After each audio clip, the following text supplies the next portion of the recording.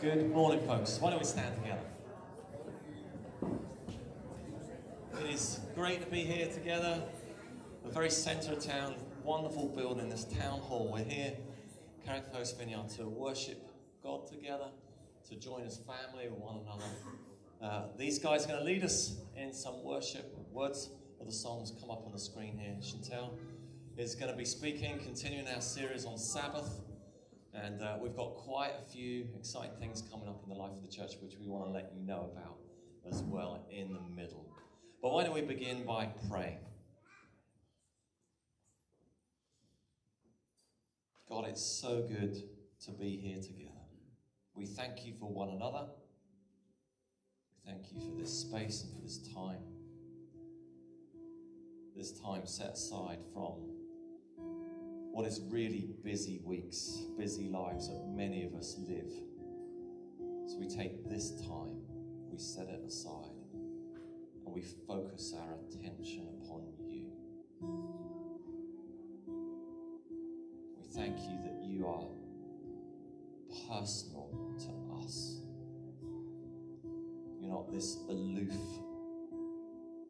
concept, or that you're real, and that you know us, and that you love us, and that you care for us.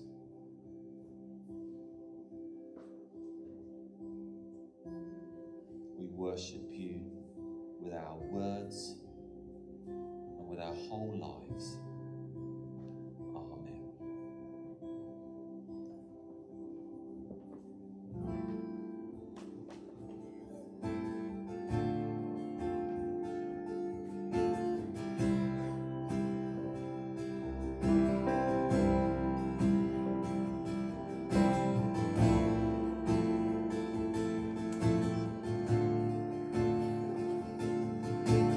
Holy Spirit, come.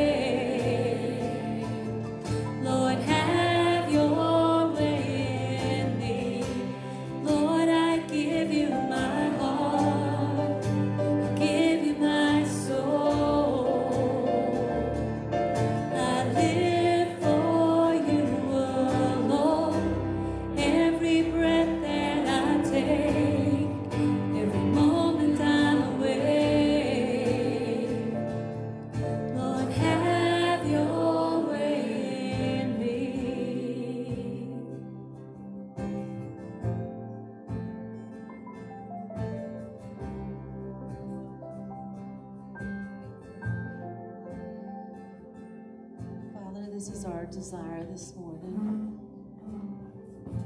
We give you our hearts, God. We give you everything. We give you our entire lives. We hand it over to you this morning, Lord. Thank you, Lord. Amen. Please take your seats, and thank you, worship team, for leading us so beautifully this morning. Good morning, everyone, and welcome to Carrickfergus Vineyard Church. This is a place of hope and a place where lives are changing. My name is Philippa, and I have the pleasure of being part of the team here, and I coordinate a lot of the women's ministry bits and pieces as well. And if this is your first time here, you're especially welcome, and it's so lovely to see the room so full, and hello to anybody who's tuning in at home as well. If you have a little person with you today between the ages of 1 and 4, James is on across the hall now in the Dobbs room. You're welcome to take them out now, or you can wait to the end of the few announcements if you want to. And CV Youth is also on this morning, and that's for anybody between the years of 8 and year 11. And they are going to be meeting Emma out in the cafe soon and heading around the corner to number 27. So just a couple of things that we've got going on in the life of our church. So first of all, if you are new to us and you feel like Carrickfergus Vineyard is a place that you want to call home, what we would love to do is stay connected with you. So if you could see somebody in our welcome team afterwards, they're going to get you to fill in a little connection card, and it's just so that we can email you a wee bit of information. But to say thank you for that, you are going to get a lovely present today, and I don't know whether anybody has one in the room, but it's one of our, oh thank you Corinne, one of our Carrickfergus Vineyard, thank you Jackie, is waving one as well. They are our coffee mugs, and these are going to come in really handy because we're really trying to be good, do our bit for the environment, and we're trying to get away from paper cups. So we're encouraging everybody to bring your own coffee mug. It doesn't have to be a Carrick Vineyard one, but if you would like to purchase one, you can, or you can get one for free today if you're a newcomer as well.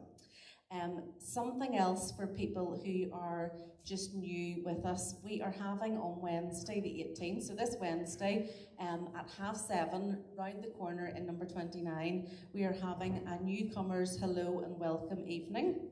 And that is a really great opportunity to hear a bit about the story of Carrickfergus Vineyard, share a bit about our visions, our values and our vision for the future, and you can ask questions that evening. And it's a really great way as well to meet people who've just come along recently as well, and so that'll be a brilliant night. So sign up for that. We need to know how many people are coming, so there must be some treats or something, I think. So Chantel's nodding, so yes, there'll be something as we treat that night. So yes, today is a very exciting day in Carrickfergus Vineyard. The life groups are going live. It says in my notices at 2 p.m, but I can tell you that they are already live because I have had some emails to say people have signed up to my group. So if you want to sign up, please do so ASAP.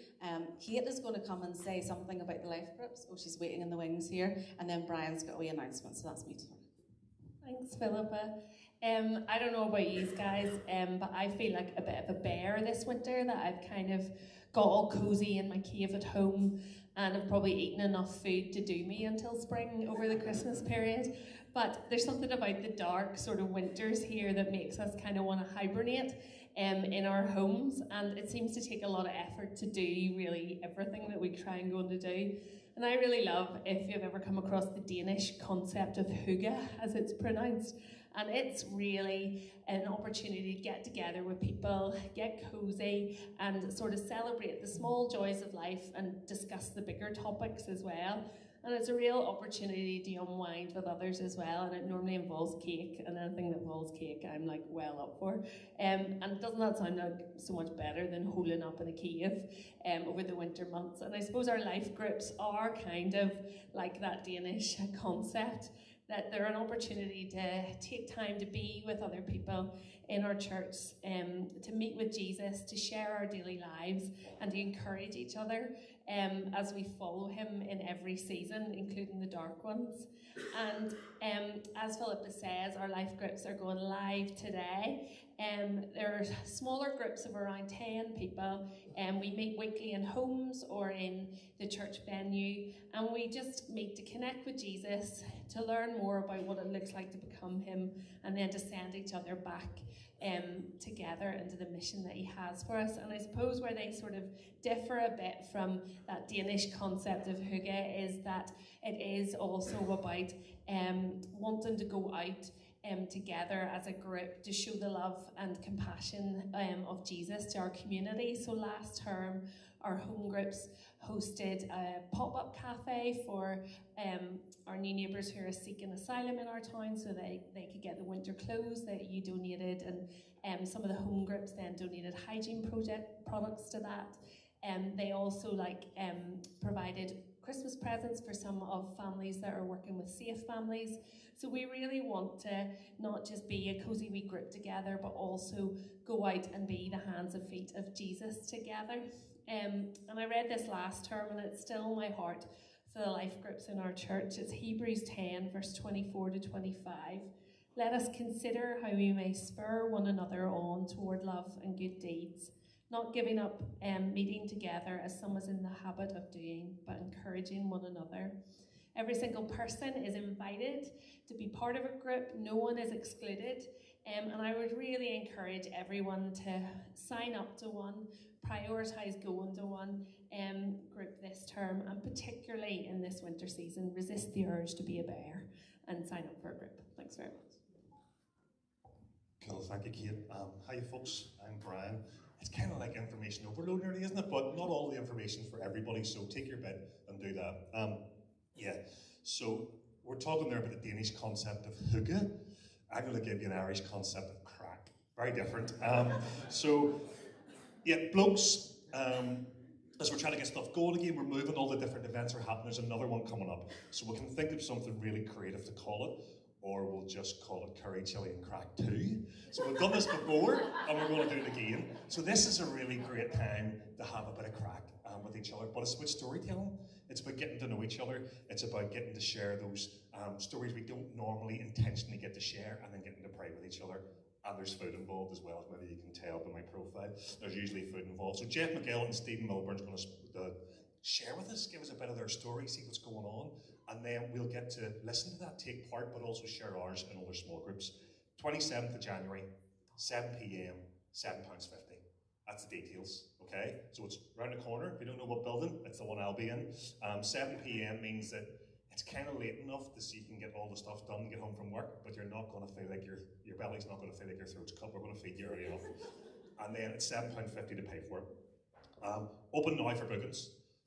Just like we said, get in and sign up. We're going to close it on Monday the 23rd at noon, which means sign up by Sunday the 22nd.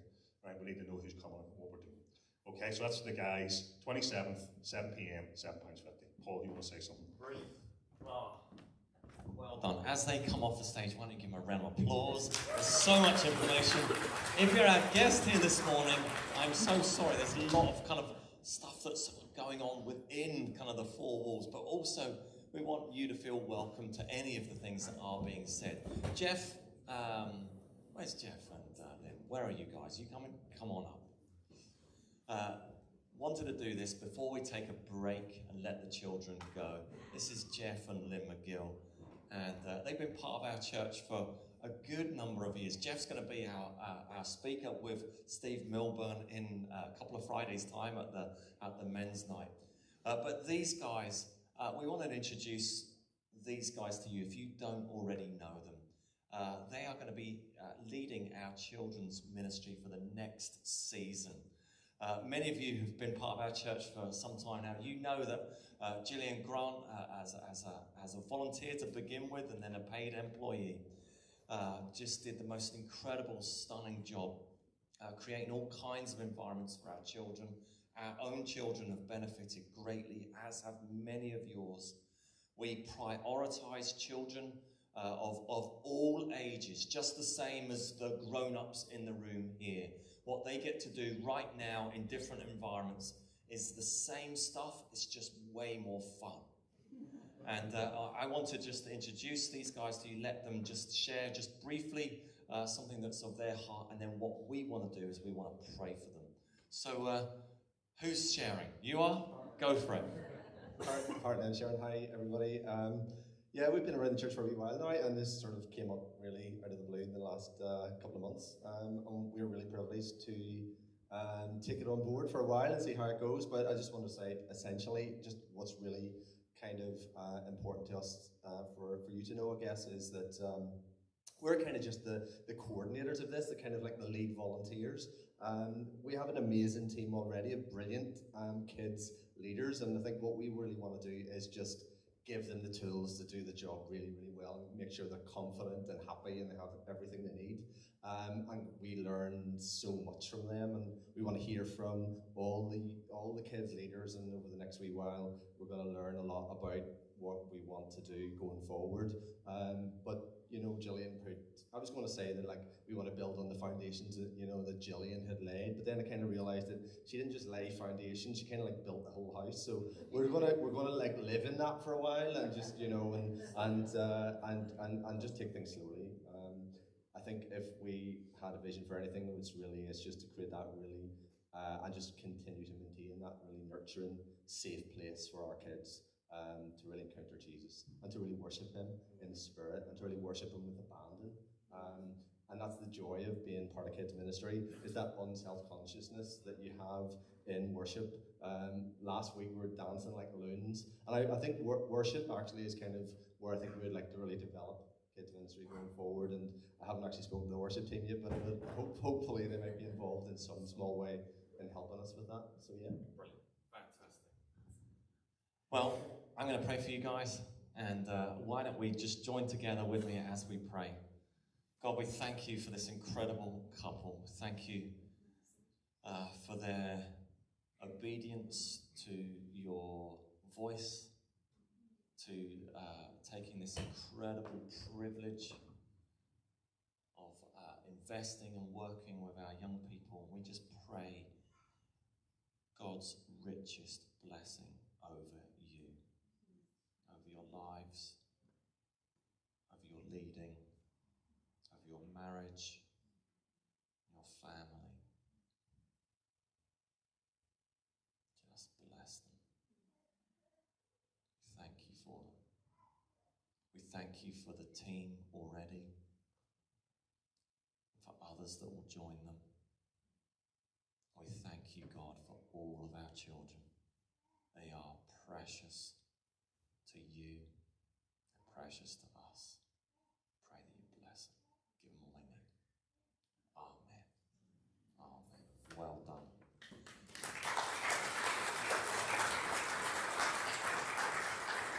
Guys, let's take a break. If you have little ones, preschool, they're in Gems just across the room here in the Dobbs room. If you're year 8, 9 or 10, you're youth, you're with Emma. She's just now walking out, and you can join her. But otherwise, just take a break, talk amongst yourselves, and Chantel will be with you.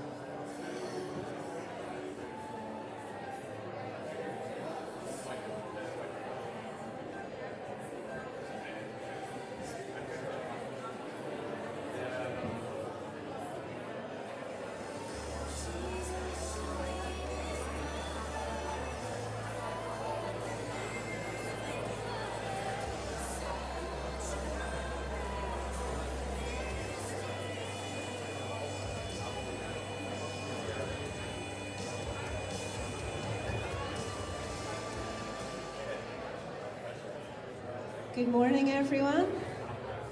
It's so lovely to hear such a buzz in the room and people chatting and everything. It's great to see you guys.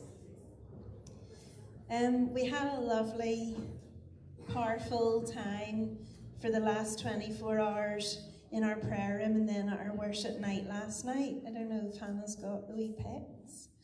I just loved seeing people's prayers, seeing a sea of yellow post-its, thanking God for things, and people crying out to see his kingdom come. And then last night at our reset worship night, it was just so lovely to hear different people sharing things that God had been saying to them and just encouraging all of us. Like, I just loved it so much. And then I was talking to someone on the way out who said, you know, how powerful it is that you can come in feeling one way and leave feeling another way, but it's because you've worshipped God and you'd encountered him, and he changes things. And that's what I love about coming to church and being with all of you guys and being with God, that he can change our lives. And the circumstances of what we're going through might not be transformed when we're here on a Sunday, but how we encounter it, how we feel about it, and how we journey with it, God in it all, can certainly change. So that's my prayer for us this morning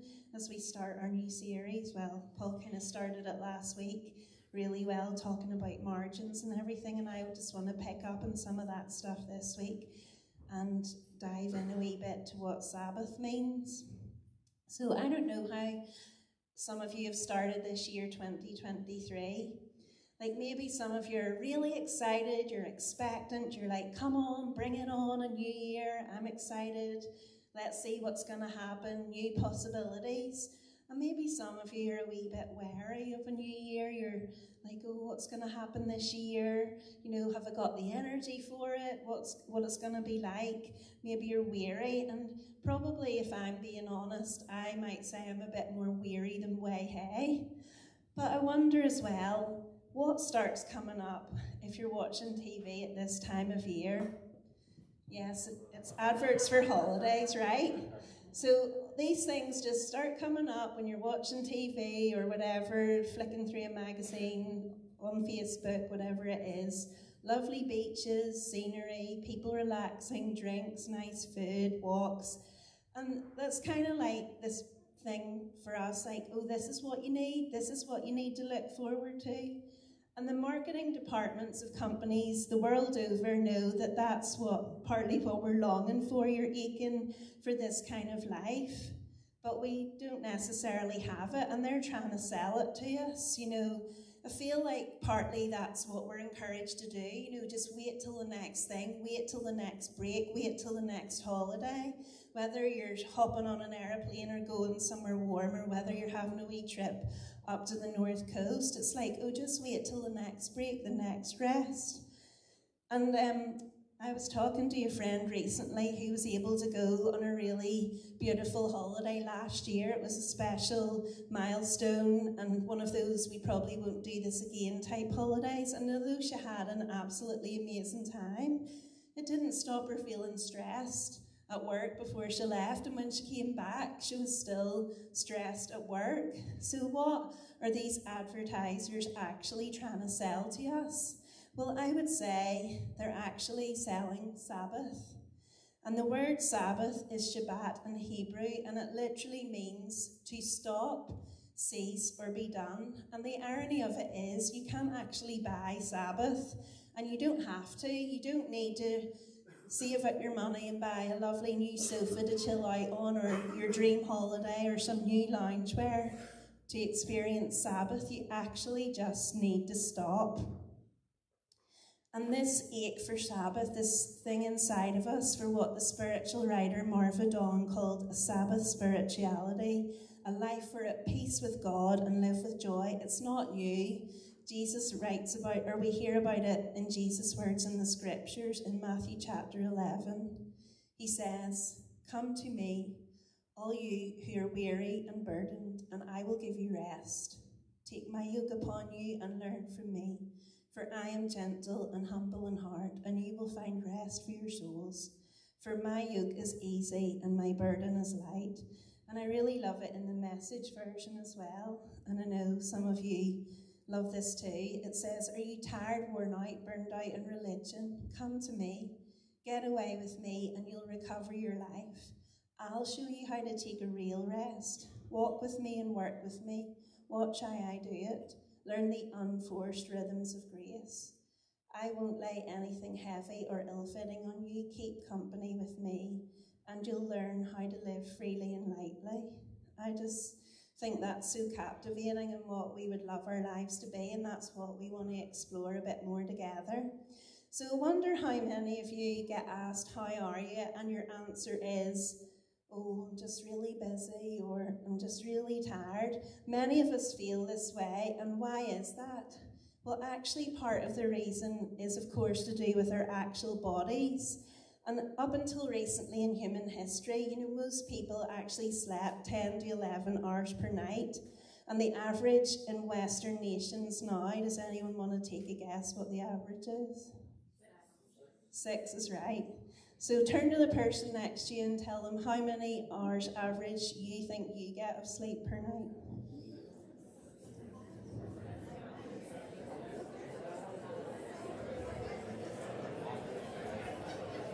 Okay, that's a lot of chat about how much sleep. Okay, so there is a lot of research from neuroscientists. Right, stop talking about your sleep. Okay, seriously, give you an inch. I'm not doing that again. So there's lots of research from neuroscientists on the devastating effect of insufficient sleep on our mind and our body. And I know for some people there's seasons of life where that is unavoidable. I hear you parents with little ones. But if it becomes chronic for too long, that is not good for us, and we're diminished in our person because we're tired. And it's not just our bodies that are tired. In Jesus' language, it's also our souls that are tired. So even if you get to go on holiday and you get to rest and you get to have some lie-ins, you feel like you've caught up on your physical sleep, but there's a psycho-spiritual exhaustion that we all experience because of the modern life that we live. So we'll all agree, for many of us, life feels busy, hurried, frantic. There's constant noise. There's that work culture for many of us that you've never switched off. You're always on. There's the rising cost of living, more people working multiple jobs to stay afloat. There's, of course, the digital age, your phone that never stops buzzing. There's a constant stream of alerts.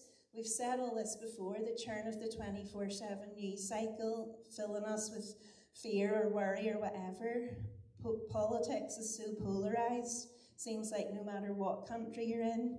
And there's that radical individualism and the epidemic of loneliness, which some have called the greatest health crisis of our time. We've talked about loads of these things before, and it's just too much for us to carry, and it's no wonder our answer is often that we're so tired. And this exhaustion isn't just an emotional thing or a medical thing. At its core, it is actually a spiritual problem. Because if we follow Jesus, he said the greatest commandment in all of Scripture is to love the Lord your God with all your heart and your soul and your mind and your strength. And the second is to love your neighbour as yourself. And love is how we measure our spiritual journey. But if we're tired, if we're exhausted, it's really hard for us to be loving or to bear the fruit of the Spirit. Jesus also said the worries of this life, the deceitfulness of wealth, and the desires for other things come and choke the world, making it unfruitful. And maybe it's a hard truth, but if love for God and obedience are two sides of the same coin, as Jesus taught us, it's hard to love God, isn't it, when you feel that worn down, when you're tired, you're more prone to sin, and it's hard to love other people.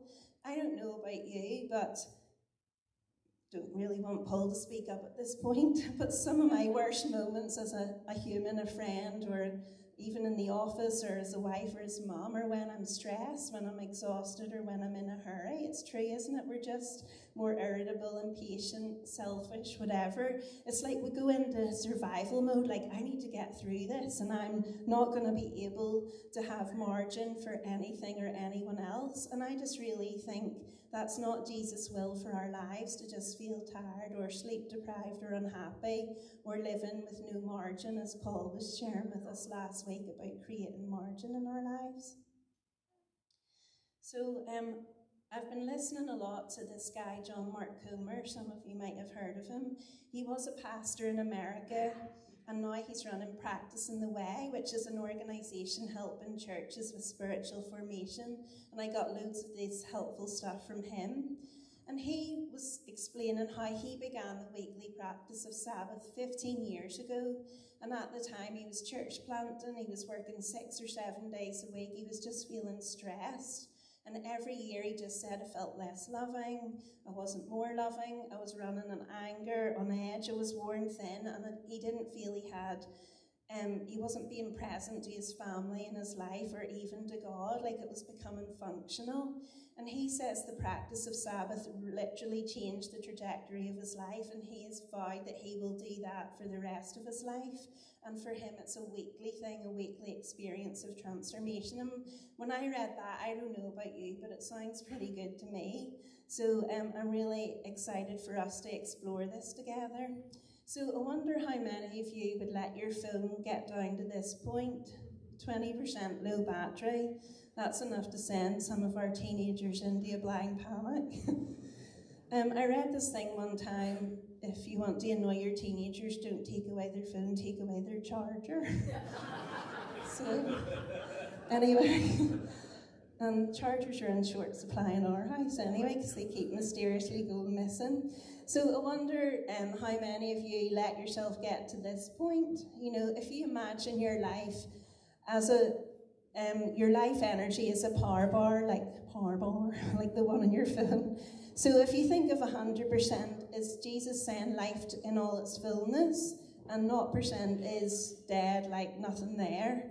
And when do we normally rest? We probably don't normally rest till we're dangerously tired, like maybe 20 or 30%. And when we do take a rest, it's not enough to bring the battery back up to full. It's just enough to keep us going, isn't it? But what do we miss out on that last 30%, that fullness part that God calls us to live in? It's the fruit of the Spirit, love, joy, peace, and more. And the best stuff comes out of us, doesn't it, when we're rested? Wisdom, insight, hope, vision for the future, grace for other people's shortcomings, grace for our own, energy to do our best work. And that's why rest is so essential to discipleship with Jesus. And the end goal is to become a person in love with God, and we can't do that, as I've said, if we're tired. So is there a practice from the way of Jesus to reorientate us away from all this exhaustion and towards life to the full? Well, the practice of Sabbath. So, as I said, the word Sabbath or Shabbat in Hebrew literally means to stop, and it also can mean to rest, to delight, and even to worship. And Practice in the Way frames Sabbath in those 4 things: stop, rest, delight, and worship. And that's what we're going to look at over the next 4 weeks. But today, I literally want us to think about stop. So if you have a Bible, you could turn to Genesis chapter 2. I just want to read a couple of verses here from Genesis 2, 1 to 3. Thus the heavens and the earth were completed in all their vast array. By the 7th day, God had finished the work he'd been doing. So on the 7th day, he rested from all his work. Then God blessed the 7th day and made it holy, because on it he rested from all the work of creating that he had done. So notice there, God Sabbathed. You might have read this passage a lot before, but does it stand out to you, God Sabbathed? And you might be sitting there saying to me, but I'm just like a really high capacity person. I've just got lots to do, but God Sabbathed. You might say, well, I've just got so much going on in my life right now, but God Sabbathed. You might say, well, I've got little kids at home and I'm starting a business, but God Sabbathed. God, the creator of the universe, stopped. And in doing so, he built that into the fabric of creation, a rhythm of rest. We work for 6 days, and then we Sabbath, and we stop for 1. And every single society in the history of civilization has been built around that 7-day week. And here's one for the science geeks. Last week we had the map geeks. But the week is the 1 unit of time that's not tied to the movement of the stars. So the day is tied to the Earth's 24-hour rotation. The month is tied to the moon's lunar cycle, and the year to the Earth's journey around the sun. But the 7-day week is not. It is actually built out of God's own life rhythm. And for you history buffs, the last time a serious attempt was made to change the 7-day week was in 1793 during the French Revolution, and they attempted a 10-day week to up productivity. But what was the result? Productivity went down, and worse, there was a rash of suicides and a spread of mental illness. And I wonder if our generation is trying to do that, reliving the French Revolution, not the chopping your head off part, but the go, go, go, the non-stop. And it's not because the government's decided let's have a 10-day week, it's because our modern life just throws out those rhythms, and we do end up with no kind of rhythm at all. Our phones, our cars, our alarm clocks, our electricity, all our modern things have created this world where we just keep going and we don't stop. But God created us to be different, the human body and the planet to live in a rhythm. And if you think about it, there's that rhythm between day and night, waking and sleeping. There's a rhythm between the noise and activity of spring and summer and the quiet and dormancy of autumn and winter, what Kate said earlier about hunkering down. There's that tidal rhythm between the land and the sea over the earth. Within our own bodies, there's that rhythm as we inhale and we exhale. And if we lose that sense of rhythm, we're losing part of our humanity and who we're meant to be. We're not machines, we have souls, and we're not created to just keep going 24/7. So when we live without these rhythms, without the Sabbath, we go against what God's created and built into our body and into creation. So that all sounds negative, like if we don't do it, we might feel those burnt out, stress feelings, but if we do it, we're going to reap the reward, and I'm excited to see what happens as we practice this and embrace it. So, just a few for you people who like scientific evidence. A medical study was done on a large community of Christians in America who practice the Sabbath. The study found that they're happier, not only happier on average than the general population, but they actually live 11 years longer than other Americans.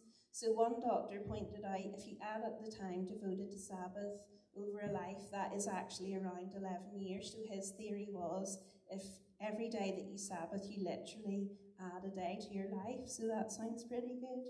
So this is a 6-in-1 rhythm built into the fabric of God's world. And God commands it later in Scripture. He says, remember the Sabbath day by keeping it holy. 6 days you shall labour and do all your work, and the 7th day is the Sabbath to the Lord your God. For in 6 days Lord made the heavens and the earth, the sea, and it's all that is in them, but he rested on the 7th day. Then I've lost my place. Therefore God blessed the Sabbath day and made it holy. So it's not just God saying, oh, here's a good idea for you guys. It's actually one of the 10 commandments, and it's the longest of the 10 commandments. If you made a pie chart, it would actually be 37% of it. And in God's economy, it's just as important as the not lying, stealing, or killing parts. But yeah, if you think about it, it's the only commandment we would brag about breaking. Even in this modern world, not many people go about bragging about how many lies they told that week or how many affairs they've had. But we'll brag about how many days in a row we've been at work or how we caught up on our emails or whatever. And I think busyness becomes a badge, doesn't it? It becomes this social status. The busier you are, the more important you seem. But that is the opposite. That's not the way of God. And there's been debate with Christians about whether the Sabbath is a binding commandment on followers of Jesus and whether we have to keep it. But I think that's an irrelevant question, because whether it's binding or not, it's wisdom for us. It helps us become a people of love. It can change our lives. So it's not about whether we have to do it or not. It's what God says to us through it. And Jesus said in Mark 2, the Sabbath was made for people, not people for the Sabbath. And he was speaking to people in that generation in the Bible. Think of the Pharisees. They had hundreds and hundreds of rules around the Sabbath that worked God's intent behind the day. And first century Jews maybe needed to hear the second half of that line, the people weren't made for the Sabbath. And John Mark Comer argues that most 21st century Christians need to hear the first part, that the Sabbath was made for people. He says that our problem isn't that we have too many rules for the Sabbath, it's that we don't have any. But I just wonder, sitting in this room this morning, what do some of you need to hear today? Because I think in Northern Ireland, some of us have if I say the word Sunday or keep Sunday special or Sabbath, maybe that doesn't bring up positive things. Like I remember when I was in my early 20s and I first went over to England, and some of my friends would be like, oh, shall we go into town? You know, let's go into town and go shopping. And I remember thinking in my head, well, it depends what you're going shopping for. Like, if we're going for a pint of milk, that's okay. But if you're, like, going clothes shopping, you know, that's not okay. And I was thinking, gosh, I need to work out before the Lord what my thoughts are about this, because it can be all about rules. And maybe some of you grew up with that, you know, rules on a Sunday, like no TV, no football. I've heard of people having swings tied up in the park. I don't know, but... And for some of us who are younger, like maybe you're thinking of Sabbath and you're like, well, what is that? It's not even a thing. You know, I don't live any day different from the other days. So I'm not trying to create a generational gap here, but maybe there's a mixture of both in us. Maybe the legalistic rules push some of us away from the idea of Sabbath, and it's good to look again and think about, what does that actually mean? What's God saying to me now, today? And in our lives, what will we do about that? And for me personally, I just feel like this is timely. Like, I can get caught up in the busyness and keep going. I'm not very good at stopping. I'm not very good at resting or taking time to switch my brain off. And I think that I'm excited for me personally to learn about this and practice it, and hopefully we can do it together. So Sabbath is a gift, and we need this gift, and that is why God calls us to remember the Sabbath. And what kind of things will we remember when we remember the Sabbath? I love this, the things listed here. We remember there's a creator God, we live in his world, and it's good. As I read down this, just ask God to speak to you about which one of these is for you, because I think some of us need to really know these things. We remember that there's a rhythm to creation. We remember that we don't stop when we're finished, because we're never finished. It's never enough. We stop when the rhythm God built into our bodies says stop. We remember we're not what we do or what we have or what other people think of us. We're who we're deeply loved by. Many of us fear stopping because we fear what emotions will come up. Like, who am I if I'm not doing something, producing something, performing? And Sabbath can be a weekly act of identity formation where we remember, I am God's loved one.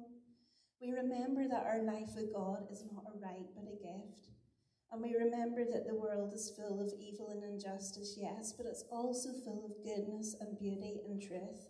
And we remember that we owe it to God and be grateful and full of joy in his world. So Sabbath's more than just a day that we set aside. It's a way of being in the world. It's a day of rest where we cultivate that spirit of restfulness, not restlessness. And in this practice, we can undergo a shift from, my computer's messed that up, but hurry to busy. No, sorry, not hurry to busy. Hurry to peace, busyness to margin, burnout to sustainable pace, noise to quiet, distraction to clarity, isolation to solitude, crowds to community, grasping to gratitude. And I feel like I'm sharing loads of stuff with you this morning. But as Paul said last week, it's not about doing more things. It's about practicing this and practicing Sabbath. It's not just an idea. It's a practice. And Sabbath is a means to an end. So the end goal of this isn't going to be for us all to put on a big badge and say, hey, look at me, I can practice Sabbath. The goal isn't even to be well rested and happy, though that's going to be a good part of it. It's to participate in the life and love that God has given to us, to centre our lives around Him, to live more deeply in Him, not just on Sabbath, but all week long. So, as the biblical scholar Walter Brueggemann said, people who Sabbath live all 7 days differently. And that's why Sabbath is on the 7th day, not a break in the middle of the week, day 3 or 4, so we can have a rest and then get back to being busy. It's what the entire week is about. And we don't have to live this Sabbathless life of non-stop exhaustion. No matter who you are, no matter what your job is, your family life, your stage of life, we can adopt this practice of Sabbath, and what we need to do is stop. So I can tell some of you are probably going, yeah, right, okay, how in my life can I do this? So I just wanted to finish with giving you some really practical ideas and thoughts about it. So, stop. So we're going to practice this, hopefully together, and I would really love to hear all of you sharing with each other and share with us what happens when you give it a try. And I will actually be super practical and send you out an email tonight with these kind of don't want to say instructions, ways to do it. So if you don't want to get the email, just send me one back and say, take me off your list. And if you don't get it and you want to, email Chantel at Carrickfergus Vineyard and I'll make sure you're on the list. And for the people who like paper, I've got 12 copies here if you like it on a bit of paper. And if we need more, I can print more. So here's the practical stuff. So pick a time to Sabbath and give it a try. There's 3 basic options.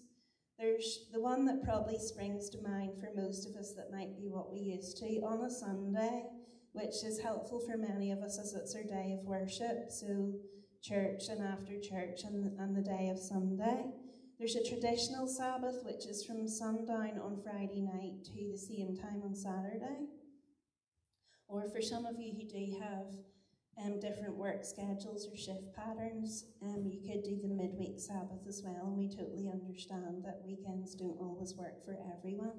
And if you're sitting there thinking, Chantel, a whole day to stop, are you kidding me? If that feels like too much right now, well, that's fine. Start where you are. Maybe set aside a 3 to 4 hour time period, maybe after church on a Sunday or on a weekend night. Turn off your phone and just stop. And if possible, maybe try and keep the same time each week, because then your body will get used to it. It'll kind of memorize the day and it'll start to anticipate it before you do it, and it'll live off the energy and joy afterwards. So in biblical theology, the day, we think of our days as beginning in the morning when we get up, but in biblical theology, the day begins at sundown, not sunrise. And maybe at the end of the week, we're just so tired and it's hard to enjoy the Sabbath. So there is a recommendation that you started at night. So you could start with a meal together with family or friends, and we'll talk about that more in the upcoming weeks. Or just light a candle and say a short prayer before you fall asleep. So there are just some suggestions of how you could start to practice Sabbath if you don't already. And then secondly, it's good to kind of mark the beginning and the end of it. So there's a traditional Jewish or Sabbath ceremony called the Kiddush, and you begin with lighting candles, praying and eating a meal with your family, and then at the end you pray and share what the highlight of your Sabbath has been. So you can do that, or you could let worship at church on a Sunday be the beginning of it, or you could get creative. They say start with a picnic, bonfire, or a hot bath, but I'm not sure we'll be starting with a picnic in January. But you can be creative about how you want to do this, beginning and end. And then last one is pick 1 to 3 Sabbath activities to enter into the spirit of Sabbath. So these are 12 common activities when you read wider Sabbath literature that fill up a traditional Sabbath. So I won't read them all out, but lighting candles, eating a meal, expressing gratitude, worshipping with your church. So all of these are in the email that I'm going to send out to you. So just pick 1 to 3 that your heart is drawn to, that sound appealing to your personality and stage of life, and see what happens. So you can see the whispers starting which one you're going to pick. So just gone for number 9. Yeah, I knew that would happen. I knew someone would comment on that. Anyway, there's always one, and it's Paul. Right, control yourselves, enough.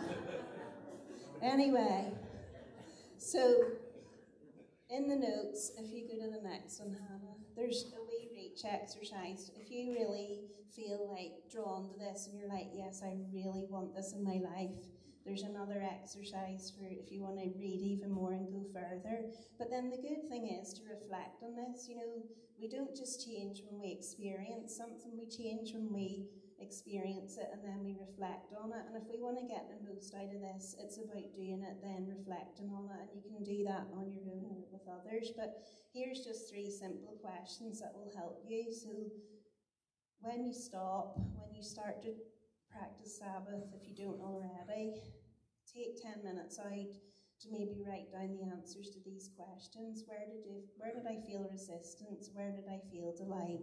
And where did I most experience God's nearness? And I really want to say, you know, resistance, this could be life-changing.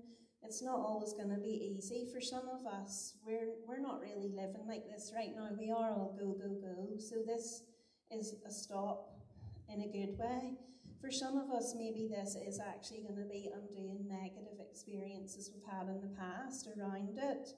And for some of us, to stop will just feel unnatural. And you know, we're actually going against the way of the world. The world doesn't tell us to do this at all. The world encourages us not to stop and not to rest and not to encounter God. So I think it is really countercultural, and I think as well the enemy's not going to like us living in the life of the fullness that God has for us, so we're going to experience resistance. And don't let that make you think, oh, what's going on here? I think it's going to be natural. So that was a lot of information for you.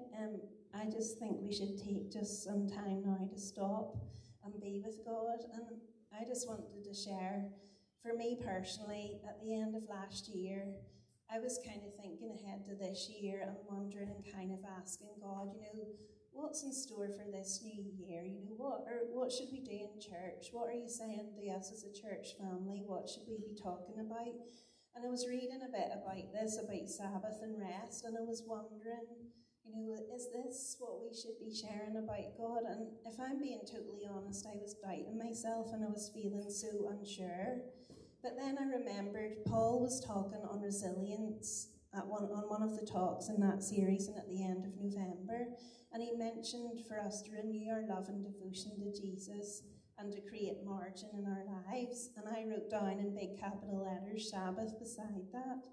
And then Kate spoke in December when she shared on In the Beginning, and she talked about Jesus becoming flesh and blood and moving into the neighbourhood. And she asked this question, are we present to the God who's present to us? And that he's waiting for us to be with him, and how we needed to find a way to turn down that pressure gauge and think about rhythms. And again, I wrote down beside it in big capital letters, Sabbath. Turn down the dial, come away with me. So then, whenever I was thinking about all this, I just thought, why am I doubting myself so much? And even in this last week or so, I've realised that doubts in my own head were turning into negativity, and doubts about what we should share were escalating in my head into things like, I don't know what I'm doing, I should have this all worked out, and so on. But God is so kind to us, isn't he? And a couple of people said really timely, encouraging things to me that started pulling me back, and I just felt the Lord say to me, stop. You don't have to have it all worked out.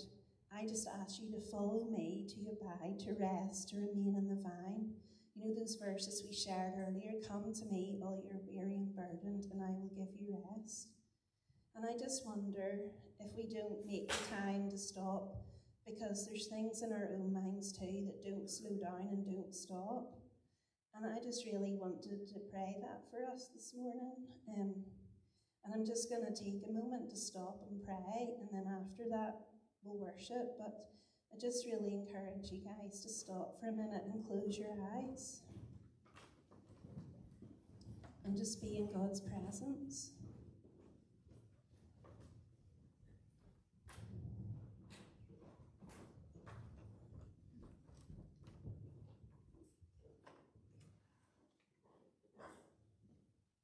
Search me, O God, and know my heart. Test me and know my anxious thoughts. See if there is any way, offensive way in me, and lead me in the way everlasting. God's asking us to stop. Stop running around. Stop running away. Stop trying to fix it yourself. And there's things we need to stop in our minds. I don't know if some of your thoughts were like mine. So maybe they're different. Only you know what they are. And some of them start with that means. I'm thinking this, so that means. That means I don't know what I'm doing. That means they don't like me. That means I'm a rubbish partner, parent, leader, teacher, whatever. I can't do this. I need to have it all figured out. I shouldn't be feeling like this. I feel like those feelings, those thoughts, God is saying stop. Stop and know what's true. Stop and remember those things we said earlier. You're not who you are. You're not what you do. You're who you are and who you're loved by. And I just felt the Lord say as well that some of us might have certain thoughts dependent on our age. And I couldn't believe it because this actually came up at Reset last night, but I want to pray it for us again. Some of us, if you're maybe, I don't want to make strict age brackets, but under 30s, God is calling you to be a light in your generation. You're not too young. You're not too inexperienced. You can be a light where you are, and you're growing in faith. And if you're over 65, yes, it's time to rest, but we need you. We need your wisdom. We need your experience, all that God's stored up in you. Don't say, oh, I've done my time or whatever. Don't disqualify yourself. We need you, mothers and fathers, to pray. And maybe you're in the middle, in between those ages. You might be thinking in either one of those directions, so I still don't know enough, or I've had my chance, or maybe your life just feels too busy. But God's saying to all of us, come, follow me. I will give rest for your souls. And out of that place, that's the place where you're going to be able to love from that place of rest and knowledge in life in all its fullness. So Lord, I just pray you'd help us to stop when those negative thoughts run riot in our minds. Lord, help us to practice the Sabbath so that we can live from a fresh rhythm that you've called us to, Jesus. And help us to worship you in spirit and in truth. I'd love us all to stand together now, and we're going to worship. And I just really feel that God is calling. Hopefully God's spoken to us, all of us this morning, but there's some of us, you need to go a little deeper with that, and you can come and receive prayer, and we'd love to stand beside you and pray with you. Come during this song or at the end of this song. And I also just felt like when I was talking about sleep, there's some people who are really struggling with sleep, and we would love to pray with you as well. So if God's really speaking to you, please come forward as we worship, and we would love to pray with you.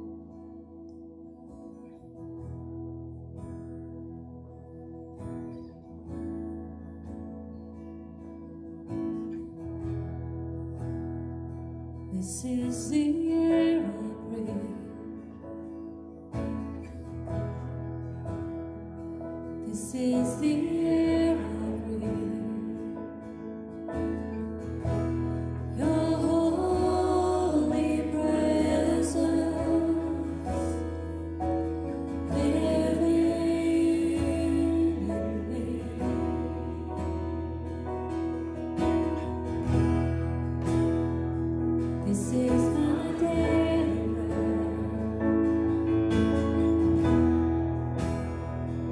This is my daily bread.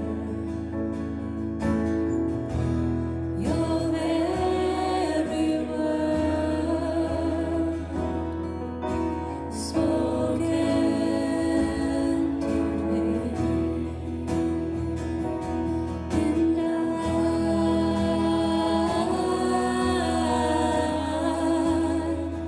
I'm desperate for you.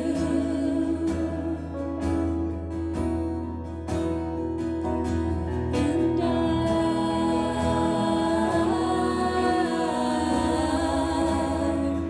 I'm lost without you. This is the air. This is the air I breathe. This is the air I breathe. Your holy presence living in me.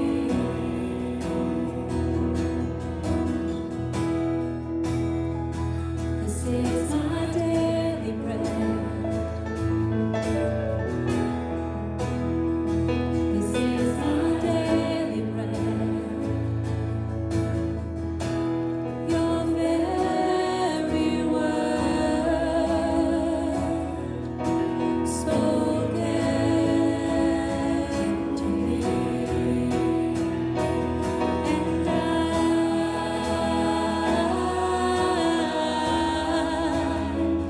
I'm desperate for you.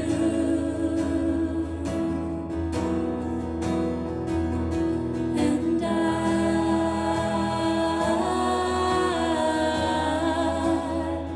I'm lost without you.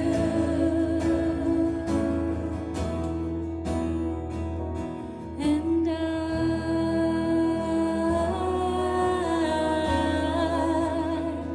I'm desperate for you.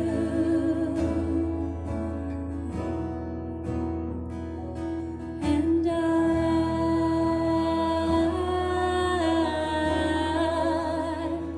I'm lost without you.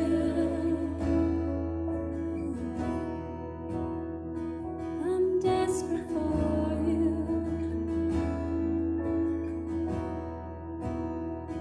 I'm lost without you.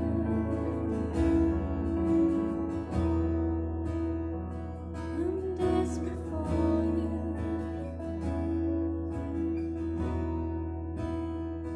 I'm lost without you.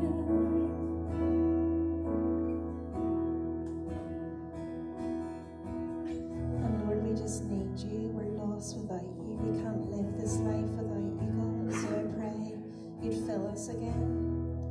I just had a wee picture there of someone on a treadmill, and you're just running and running. You're like, I can't stop, I can't stop. And I just feel like God's saying, He's not going to put His hand on the stop button so that you just go flying off it. It's not going to be like a big jolt. God will put His finger on the decrease button so that you can slow down and then stop gradually. So it's not a jarring thing. We're not asking you to do complete U-turns here, but this is a journey. It's a practice, and it's an experience to go on together and with Jesus. So Lord, would you help us? Would you guide us? Would you speak to us and help us to embrace this, Lord, as not another thing to think about or another thing to do, but a life-giving practice that you're revealing to us and encouraging us to embrace and step into. So guys, we'd love to pray for you if the sleep thing is something that's going on with you. And when the worship team were leading us earlier, I just felt as if the songs were pointing to your rededication, a time of saying, yes, Jesus, I want to follow you again. It's been hard, but I'm choosing it at the start of 2023. So if any of those things speak to you, or you just want to go deeper on this journey, or if you want prayer for anything, please just come now and we'd love to pray with you. So otherwise, grab your coffee and collect your kids, and we'll see you soon. Thank you.